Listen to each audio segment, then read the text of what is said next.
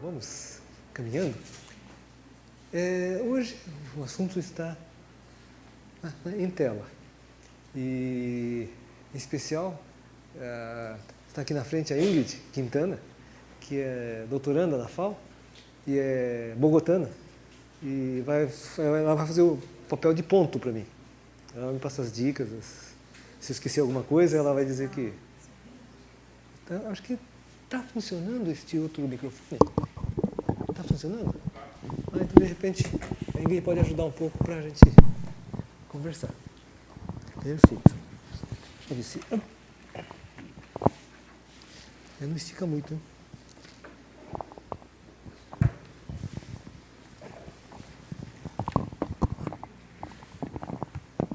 A Ingrid pode dar na mão, porque ela também viveu essa experiência toda. Olha, por que eu trago Bogotá e Medellín? Talvez as experiências latino-americanas, urbanas, mais recentes, essas duas cidades na Colômbia têm sido referências internacionais muito importantes. Claro que é um conjunto de iniciativas, do qual eu vou destacar algumas delas nessas duas cidades. Bogotá, vocês sabem, capital da... fora de foco. Capital da Colômbia. E nós temos, então, esta é a Colômbia, né? E nós temos Bogotá e Medellín aí, como vocês estão vendo, né? Duas cidades importantes. A questão da Colômbia merece uma certa contextualização desses anos recentes, décadas recentes. Se a gente pegar os jornais, de certo, as notícias que a gente recebe da Colômbia, que a gente lê da Colômbia, nem sempre são boas notícias.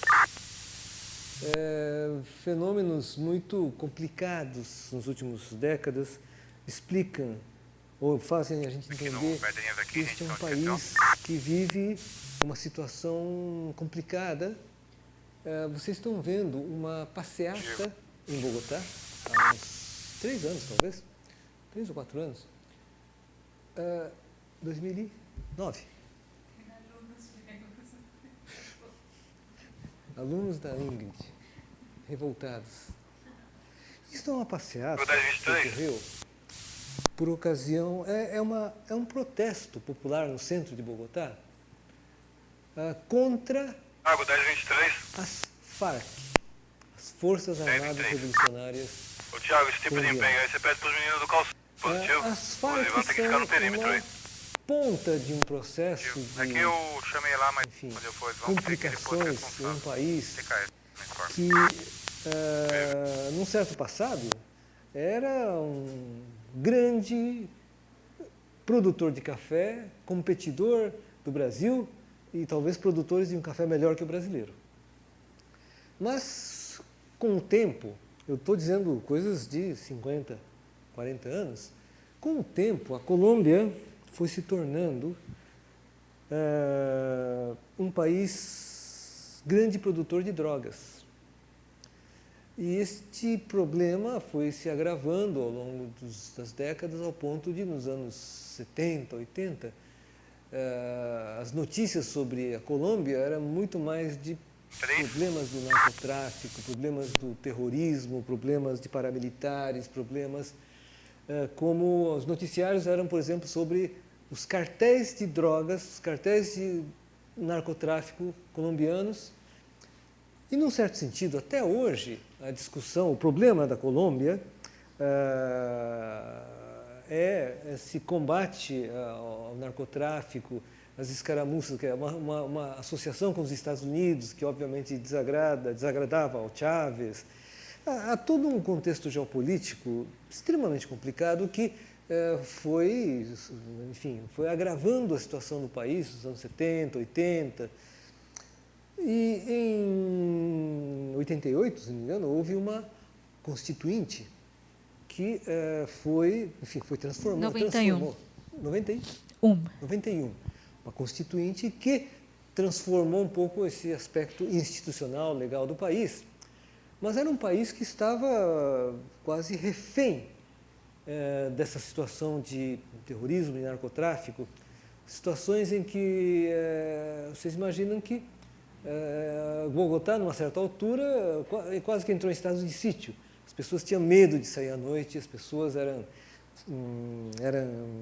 vítimas de... Quando vocês acham que tem problemas de sequestro relâmpago em São Paulo, isto na Colômbia era uma coisa, sim, que as pessoas tinham enorme medo. Eram insegurança, ataques, atentados. As pessoas não saíam à noite. Era um estado de sítio decretado pela droga, pelo terrorismo, pelas Farc. Sequestros que vocês devem ter ouvido falar na imprensa, até recentemente, há uns 2 anos. As Farc sequestravam pessoas ilustres, entre as quais uma que se tornou bastante conhecida era uma candidata à presidência, a Ingrid Betancourt, que ficou 6, 7 anos refém das Farc até ser libertada, negociada. Houve uma negociação, foi libertada há poucos anos. E outras vítimas dessa situação, as Farc, que talvez tenha nascido de uma certa convulsão ideológica, hoje se confunde com problemas de puro banditismo, enfim. Essas negociações, se vocês acompanham no jornal as notícias do Colômbia, são essas notícias muito pesadas, difíceis, né? Então, uma imagem como essa é a própria indignação de bogotanos, enfim, colombianos, frente a essa situação fundo de poço que a Colômbia atingiu, situação de autoestima lá embaixo, situações de periferização de um país que, marcado por essa questão da droga, dos cartéis de narcotráfico, infelizmente, os colombianos hoje no mundo são cidadãos de 3ª, 4ª classe. Quase todos os países do mundo exigem visto para ingresso de colombianos. Enfim, são estrangeiros, são cidadãos internacionais de 2ª, 3ª classe por conta dessa situação complicada do país. Um país que, assim, se dizia assim, a saída para os jovens, a única saída para os jovens é o aeroporto. Ou situações que me contavam que com esse negócio do terrorismo, enfim, das Farc, né, paramilitares, que, isso claro que é uma brincadeira, mas assim, mostra o humor negro da coisa, que os pedágios das autoestradas eram caixas automáticas do terrorismo. É uma situação assim absolutamente, enfim, deprimente, depressiva. Isto então é um pouco o retrato desta indignação da população e, num certo sentido, essa reação da população não é por acaso, mas é num momento, não faz nem 5 anos, que a Colômbia vai recuperando gradativamente sua cidadania, vamos dizer. Cidadania que se reflete, ou podemos, claro que isso é um conjunto de acontecimentos e fenômenos, mas nós deveríamos considerar, se focarmos na questão da arquitetura e do urbanismo, essas experiências que ocorreram na Colômbia, Bogotá e Medellín, sobretudo, são mostras de uma reação civil, de uma reação do país ante toda essa mazela, essa situação deprimente de um país que afundou e que agora, de repente, tem mostrado nesses últimos anos, tem demonstrado essa capacidade de recuperação de uma cidadania, de uma autoestima, que passa por uma situação, enfim, coisas que hoje, Candelária é o bairro histórico, um setor histórico de Bogotá, que antigamente as pessoas tinham um certo temor de andar lá, e hoje, razoavelmente, relativamente, é possível caminhar nesse setor de Bogotá.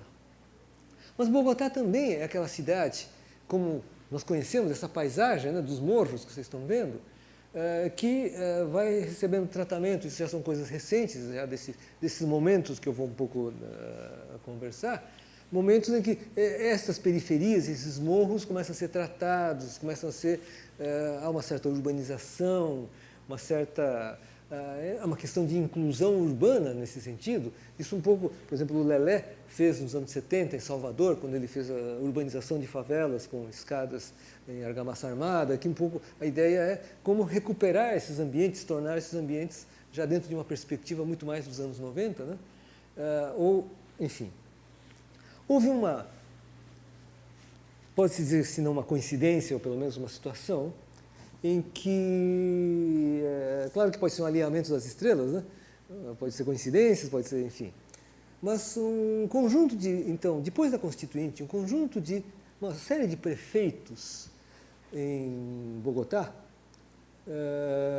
vai, vamos dizer, começar a dar ordem.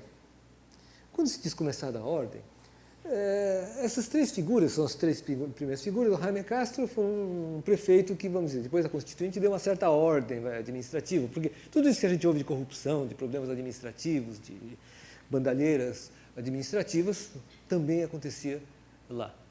Então, houve um certo momento em que começou-se um processo de moralização, prefeitos que começaram a tratar a questão de uma outra forma, e o Antanas Mockus foi um prefeito, ele era um professor universitário de matemática, que ele quase que funcionou como um psicanalista da cidade.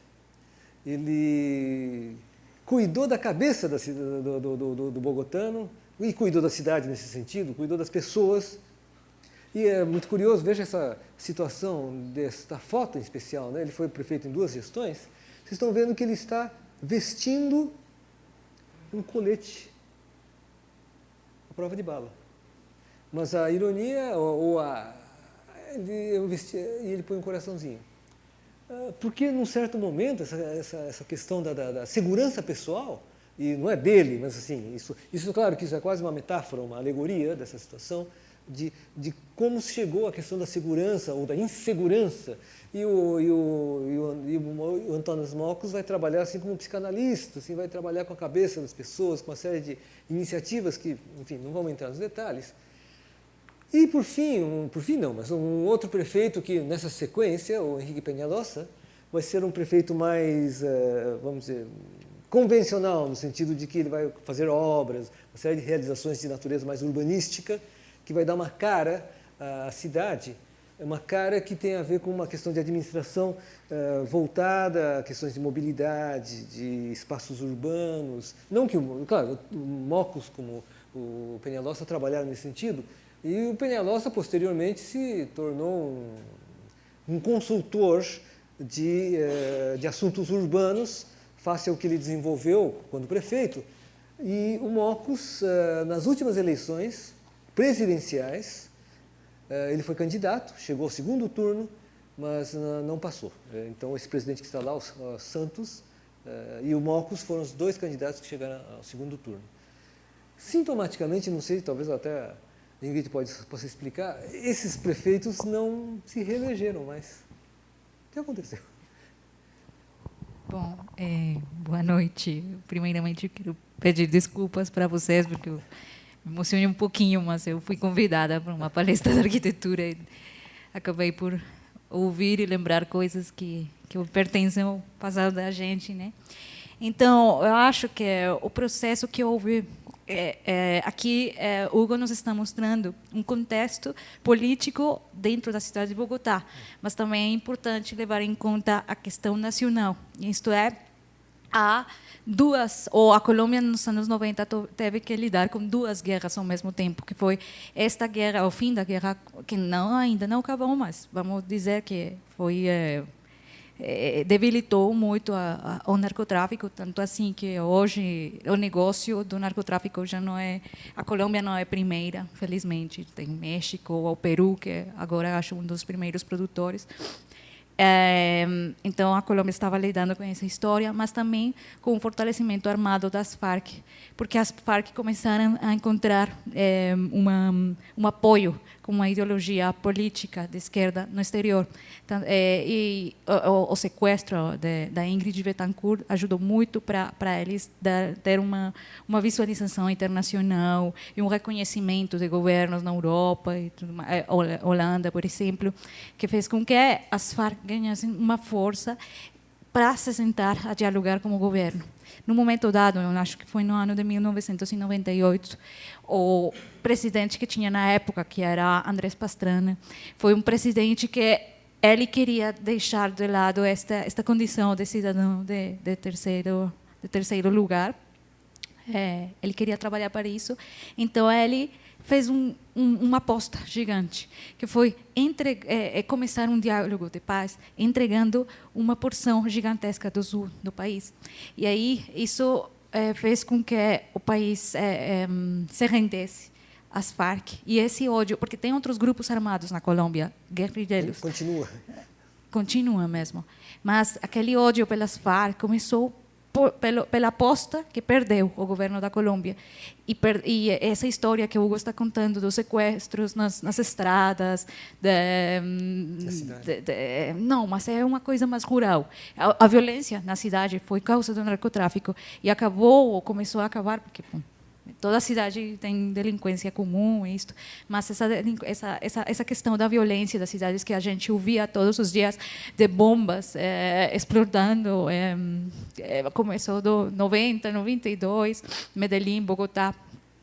Isso parou em 90, com a nova Constituição, com a morte de Pablo Escobar. Mas essa história, desculpa, um pouco rápido, isso para entender que há uma política nacional de guerra por parte do presidente Uribe, quando ele chegou ao poder, e ele se fez eleger com essa história que, Andrés Pastrana entregou o país às Farc fizeram o que quiseram com ele, com o país, sequestro, começaram a mexer mais com o negócio do narcotráfico, eles herdaram muitos dos cultivos que antes eram dos cartéis de Medellín e de Cali, e aí era necessário também pedir investimento dos Estados Unidos, e entrou muito dinheiro para uma coisa que chama Plan Colômbia, e mudou a cara do país mesmo, começou aquele processo de internacionalização, mas um custo muito alto. Isto foi a perda de uma dimensão social das políticas públicas, das políticas tanto urbanas quanto nacionais.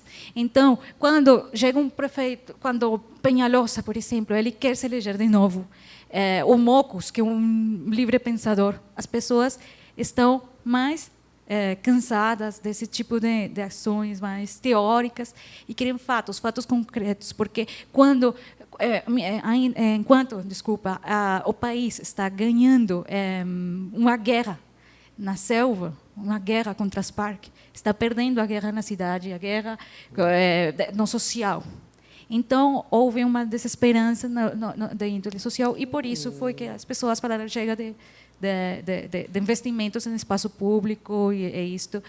Aí há uma polêmica, porque nós, como arquitetos, às vezes pensamos que a arquitetura tem uma solução a todas as coisas. Isso foi a demonstração que, realmente, se não há uns programas políticos que apoiem isso, que sustentem isso, não vai dar. Então, hoje, Bogotá está vivendo as consequências disso, com um governo um pouco mais inestável, que deixou de lado essas políticas de renovação urbana. Não quero aqui expressar as minhas posturas políticas, mas sim dizer que houve, não um retrocesso, mas sim freou esse processo que tinha começado no fim da década dos 90. Porque são obras, assim, veja, por exemplo, o Mocos em ação. Essa ação, vamos dizer, teórica, essa ação quase como um analista, né? E uma série de slogans, né? Bogotá legal, Bogotá unida, Bogotá paz interior, que nos passa? O Bogotá produtiva. Quer dizer, isso parece slogans muito mais de uma publicidade de autoajuda do que slogans de um prefeito, de uma administração municipal. Mas é exatamente esse estado de cidadania nocauteada que levou a essa situação. Isto é, a Colômbia e todo mundo estava sentado sobre um barril de pólvora. Né? Bom, então algumas ações assim, bom, parques em regiões, parques do bolso, como diz aí, ou ações como essa Guia Missão Bogotá, que era assistência, esses agentes de amarelo, né? Que então percorrem essas zonas periféricas e enfim, funcionam como agentes de educação, de assistência. Foram iniciativas que levaram enfim, pequenas iniciativas que foram constituindo uma ação... é um gol preto. Não psicológica, mas sobretudo uma ação de amparo, de atenção, de uma cidade destruída, né?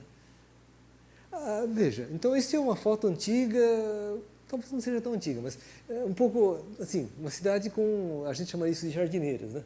Esses ônibus, que vai se transformar. O Peñalosa então vai criar esse sistema chamado Transmilênio, que se torna uma referência internacional.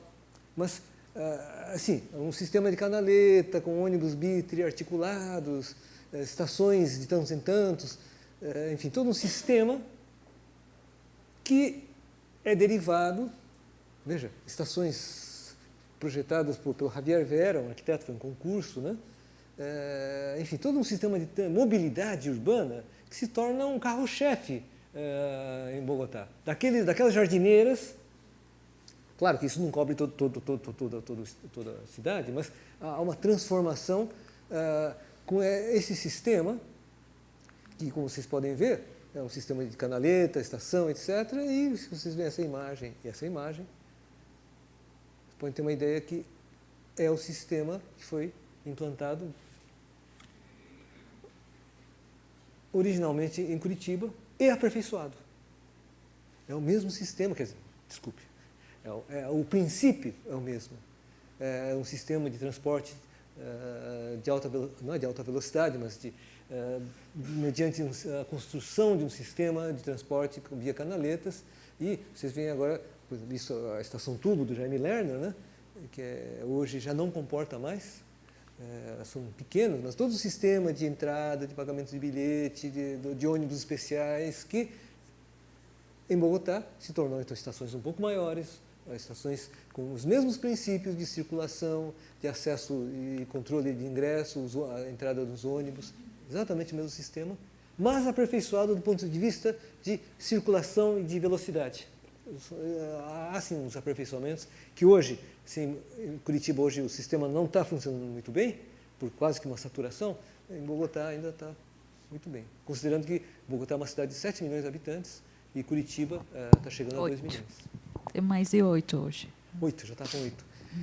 Então, há uma proposta de fazer... Acho que já estão construindo o metrô, né? Em Bogotá. Começaram?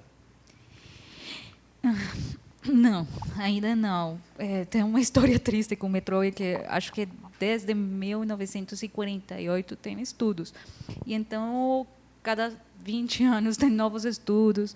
O último prefeito se elegeu com essa promessa, Gustavo Petro, de fazer a primeira linha do metrô. Só que aí também tem esse problema de os estudos sempre precisam de mais novos estudos. Ainda mais porque tem o Transmilênio e os primeiros estudos não contemplavam a existência e agora precisa ser da integração com o sistema de Transmilênio. Então, há uma série de problemas de tipo de infraestrutura, de tubulações e também de verba, porque fazer estudo custa. E há uma polêmica, o que é mais rentável para uma cidade de 8 milhões de habitantes? Pedir um empréstamo gigantesco ao Banco Internacional ou continuar com esse, que a gente já constatou que não dá. Mesmo que tenha sido aperfeiçoado, o uso é muito intenso do sistema de Transmilênio. Eu me lembro que a discussão, veja, por exemplo, esse tipo de cartaz, educativo, né? Eu me lembro que a discussão é que nem o Transmilênio resolve, nem o transporte individual e o metrô também. Mas se integrasse os sistemas, haveria uma certa lógica de funcionamento de mobilidade na cidade. Mas, enfim, mas veja que isso são dessas tais campanhas, né, criadas para, enfim, coisas de cidadania, ou algo que já existia lá, os estacionamentos de bicicleta, circulação bicicleta, mas a cidade ainda continua assim. Enfim, essas iniciativas, rigorosamente, Preto. contemplam, enfim, são formas de Positivo. modificação e transformação da cidade em curso. Face esse contexto complicado de Bogotá, essas transformações contribuem e talvez tudo isso e mais algumas coisas resultou num um conjunto de iniciativas que foi transformado numa exposição. Isso é a capa, é o catálogo dessa exposição, que foi apresentado na Bienal de Veneza de 2006 e ganhou o prêmio na categoria Cidades da Bienal de Veneza de 2006. Esse é o conjunto de iniciativas. Então, de um país, de uma cidade que estava no fundo do poço, de repente é uma cidade que renasce, daí até o nome, né, o renascer de uma cidade, como, enfim, esta percepção de que alguma coisa estava mudando no país e, sobretudo, no campo da arquitetura e do urbanismo. Um dos aspectos que mais chama a atenção é esta rede de bibliotecas. Diga. Antes de você entrar na rede de bibliotecas, eu queria só colocar o seguinte: esses nomes que vocês estão vendo, encabeçados por Lourenço Castro Jaramillo, não, aí, eles constituem uma iniciativa do governo da cidade, que foi a criação do ateliê do espaço público. E a maioria dessas intervenções que vocês veem dos lados do Transmilênio, a melhoria das calçadas também, tudo isso foi desenvolvido por esse ateliê e ficou em uma série de cartilhas. Tudo isso está padronizado e também foi alimentar a intervenção que vamos ver nas bibliotecas, que são as maiores intervenções desse tipo.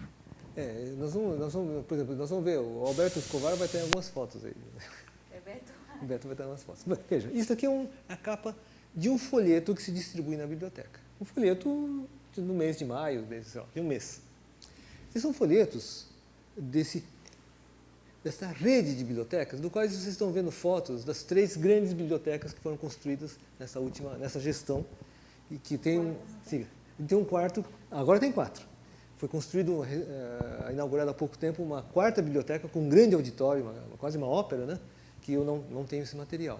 E faz parte também, o que são essas redes de bibliotecas? Vamos entender um pouco por quê, ou como essa experiência teve uma repercussão internacional, apesar de ser algo que parece quase óbvio, né? Veja, serviços da rede de biblioteca, sala de consulta, sala geral, sala infantil, sala Bogotá, uma sala de história da cidade, videoteca, sonoteca, internet, multimídia, salas de aula e salas de estudo. Empréstimo, xerox, estacionamento, cafeteria. Um programa, uma biblioteca, não tem nenhum segredo. A questão é que isto não é um edifício, é um conjunto de edifícios integrados nessa rede que vocês estão vendo, então, esses em lilás, né? As bibliotecas maiores, no qual existia uma biblioteca central, anterior. Umas bibliotecas locais, bibliotecas de bairro, bibliotecas com subsídio, espalhadas pela cidade. Então, nesta mancha, esta biblioteca Virgílio Barco é um desses grandes que nós vamos dar uma olhadinha. Nós temos a biblioteca Parque El Tunal e a biblioteca El Tintal. São as 3 grandes bibliotecas, existe uma 4ª biblioteca hoje. O que há? Enfim, esse posicionamento tem uma relação que nós vamos entender daqui a pouco, mas uma coisa que relaciona todo esse sistema é um pouco a Transmilênio. Esta ligação que se estabelece, esse diálogo que se estabelece com a cidade e com a mobilidade que se propõe nessas obras. Esta biblioteca Parque El Tunal,